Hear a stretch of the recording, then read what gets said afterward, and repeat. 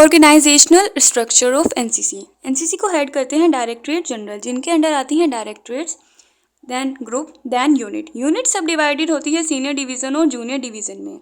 इसके अंडर आते हैं आर्मी, नेवी और एयर विंग के बच्चे। सीनियर डिवीज़न में होते हैं कॉलेज और स्कूल के बच्चे जो बी और सी सर्टिफिकेट एग्जामिनेशन की तैयारी करते हैं, और जूनियर डिवीज़न के अंडर होते हैं स्कूल के बच्चे जो ए सर्टिफिकेट एग्जामिनेशन की तैयारी करते हैं।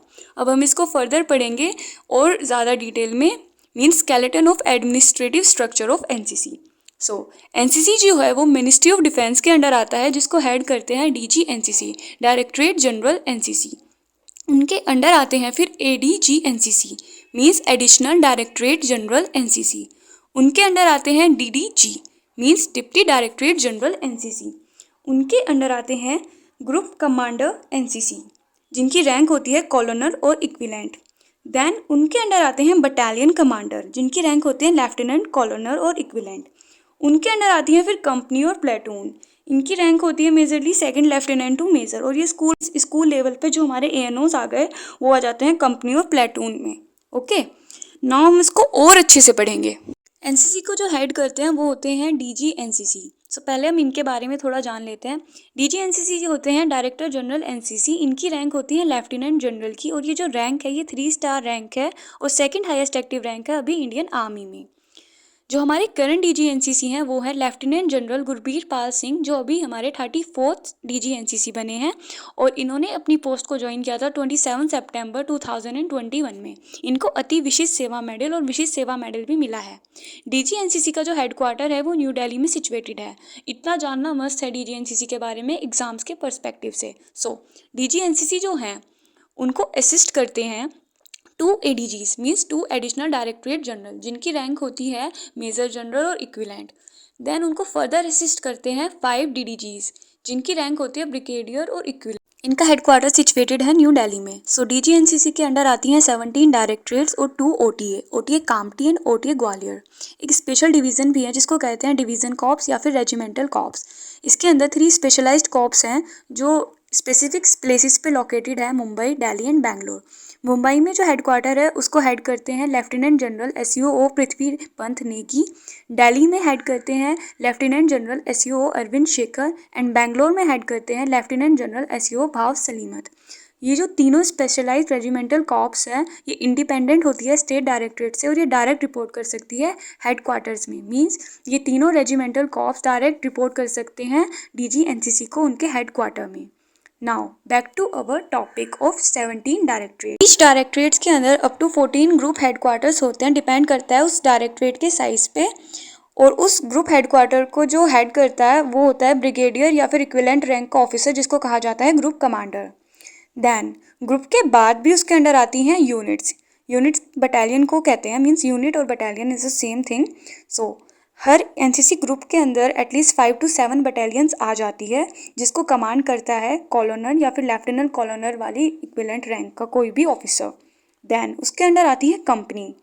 हर बटालियन जो है उसके अंदर कंपनीज होती हैं जिनको कमांड करते हैं एएनओज, एसोसिएटेड एनसीसी ऑफिसर, जिनकी रैंक होती है lieutenant to major.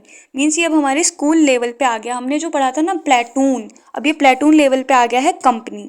Administrative structure में अब ऑर्गेनाइजेशन स्ट्रक्चर को मिक्स कर लो और देख लो, जो स्कूल और कॉलेजेस जहाँ उसको प्लेटून बोल रहे थे तो वहाँ पे कौन आ गया, कंपनी। हम एक कंपनी में। अब हम अपनी डायरेक्टरेट्स को काउंटिंग के अकॉर्डिंग पढ़ेंगे। मीन्स हमारी 17 डायरेक्टरेट्स हैं, फिर वो ग्रुप्स में डिवाइड हो रही थी। कितने ग्रुप्स में हो रही है, 97 ग्रुप्स में। देन उसके बाद वो डिवाइड हो रही है यूनिट्स में। कितने यूनिट्स में डिवाइड हो रही है, 837 यूनिट्स।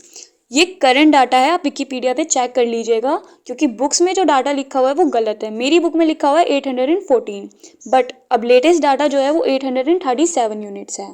प्लीज़ मिस्टेक मत कर देना अपने एग्जाम में, थोड़ा अपडेट रहो।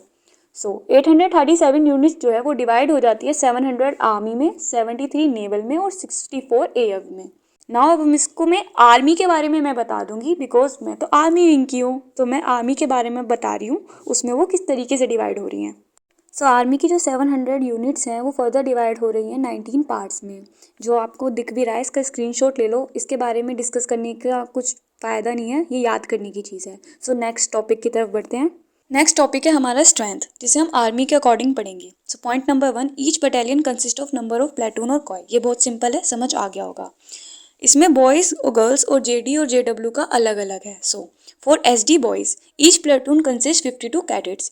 हर प्लेटून के अंदर 52 कैडेट्स होते हैं और हर बटालियन के अंदर 4 to 7 कॉय होते हैं। मीन्स अराउंड 640 to 1120 कैडेट्स होते हैं स्ट्रेंथ में। And for senior wing girls 2 to 7 कोई होता है हर बटालियन के अंदर। मींस इसके अंदर भी स्ट्रेंथ जो हो जाएगी वो 320 to 1122 कैडेट्स की हो जाएगी।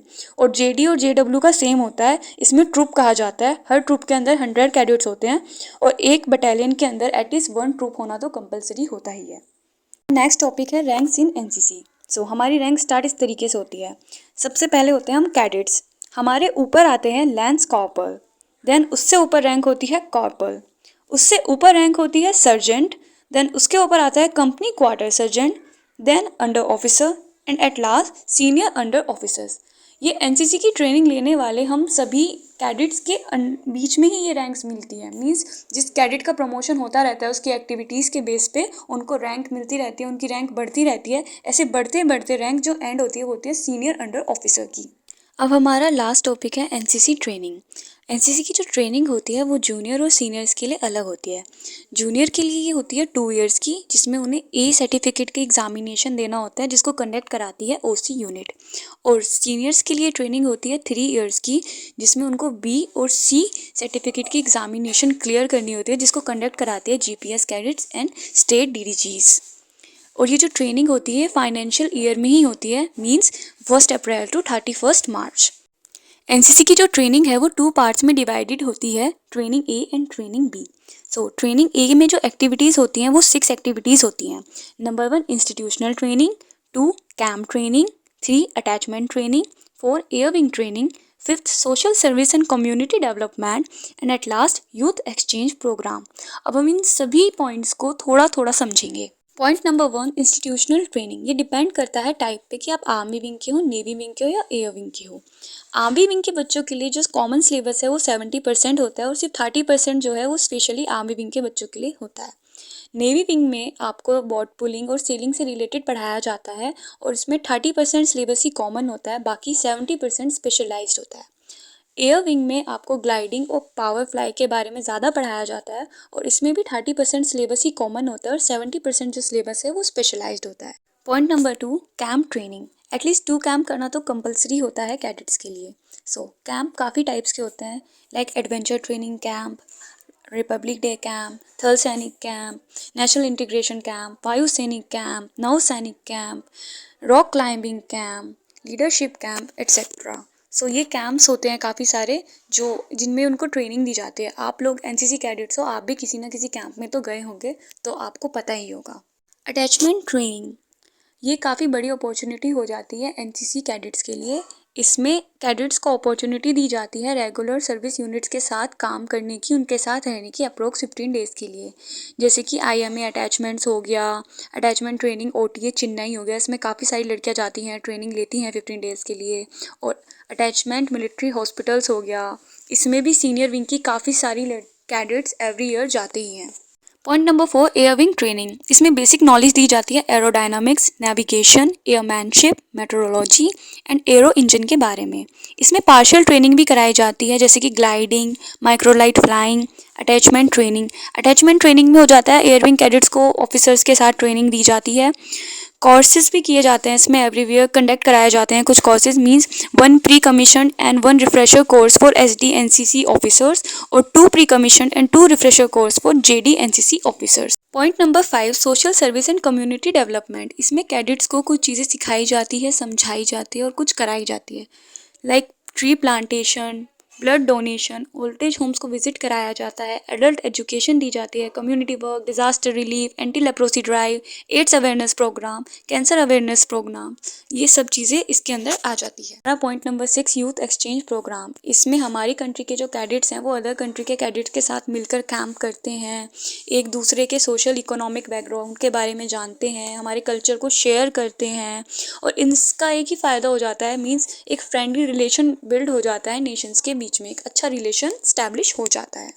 एक एडिशनल इन्फॉर्मेशन भी दे देती हूँ मैं, जैसे यूपी डायरेक्टरेट से हूँ तो हमारे यहाँ पे जो एडीजी हैं वो हैं major general Vikram Kumar. ADG की जो रैंक होती है वो होती है मेजर जनरल रैंक। ये 2 स्टार रैंक है और ये 3rd हाईएस्ट एक्टिव रैंक है इंडियन आर्मी में। और मैं यूपी डायरेक्टरेट से हूँ तो हमारा जो हेडक्वार्टर है वो लखनऊ में, मीन्स हमारे जो एडीजी एनसीसी है वो कहाँ पे बैठते हैं, वो लखनऊ में बैठते हैं। और वो कौन है? Major general Vikram Kumar. UP वालों तुम्हारे लिए फ़ायदा है। मुझे लंबी वीडियोस बनाना पसंद नहीं है और उसमें काफ़ी टाइम भी लग जाता है मेरा, इसलिए ये वीडियो बस इतनी ही। अब इसमें जो ट्रेनिंग भी है वो मैं नेक्स्ट पार्ट में डिस्कस कर दूँगी। और इसमें जो थोड़ा लेट हो गया आने में, क्योंकि डाटा जो है वो चेंज हो चुका है और मैंने बुक्स के डाटा के अकॉर्डिंग ही पहले वीडियो बना ली थी, तो मुझे दोबारा से बनानी पड़ी। और मुझे थोड़ा एडिटिंग करने में टाइम लग जाता है बिकॉज़ मैं खुद टाइप करती हूँ, क्योंकि फ़ोटोज़ जो है वो क्लियर नहीं आ पाते डाउनलोडेड। और मैं चाहती हूँ कि फ़ॉन्ट क्लियर रहे, जो भी इसको देखे उसको अच्छे से विजिबल हो कि क्या लिखा है। तो ये मेरे खुद के सेल्फ रिटन नोट्स होते हैं। और मैं जो भी डाटा है वो लेटेस्ट डाटा है, मैं विकिपीडिया से उठाकर ही यहाँ पे बताती हूँ जो भी बताती हूँ। और मैं भी इस बार अपना बी सर्टिफिकेट का एग्ज़ाम देने वाली हूँ। और hello, I am Anisha Chaudhary. मैं अपना इंट्रोडक्शन अब तक दी ही नहीं हूँ बिकॉज़ वीडियो लंबा हो जाता है और मुझे फालतू बात नहीं करनी होती है। और अब मेरी ये वीडियो लंबा हो गया तो हम इसमें फालतू बात कर ही लेंगे। Hi, I am Anisha Chaudhary and thanks for watching. Next part में आपको ट्रेनिंग बी के बारे में पता चल जाएगा।